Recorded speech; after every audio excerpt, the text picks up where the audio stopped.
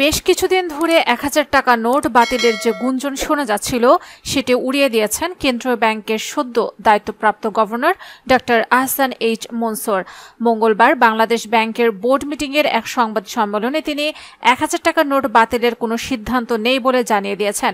Governor বলেন, শরিয়া ভিত্তিক ব্যাংকগুলোকে বেআইনিভাবে তারল্য সহায়তা দিয়ে সমস্যা সমাধান করবে না বাংলাদেশ ব্যাংক। আর আমানতকারী কোনো ব্যাংকে আমানত রাখবে সেটা আমানতকারীর সিদ্ধান্ত। এখানে কেন্দ্রীয় ব্যাংকের কিছু করার নেই। যেসব ব্যাংক আস্থাহীনতায় ভুগছে তার জন্য ওইসব ব্যাংকের পর্ষদই দায়ী।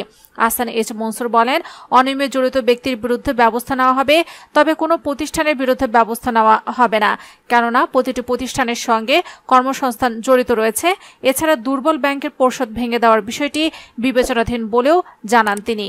১,০০০ টাকার নোট বাতিল করা হবে বলে যে গুঞ্জন উঠেছে সে বিষয়ে গভর্নর বলেন, ১,০০০ টাকার নোট বাতিলের কোনো সিদ্ধান্ত হয়নি, বাদ করার কোনো চিন্তাও নেই। সংবাদ সম্মেলনে সদ্য দায়িত্বপ্রাপ্ত গভর্নর ছাড়াও deputy governor doctor Habibur Rahman ও নুরুন নাহার সহ অন্য কর্মকর্তারা উপস্থিত ছিলেন।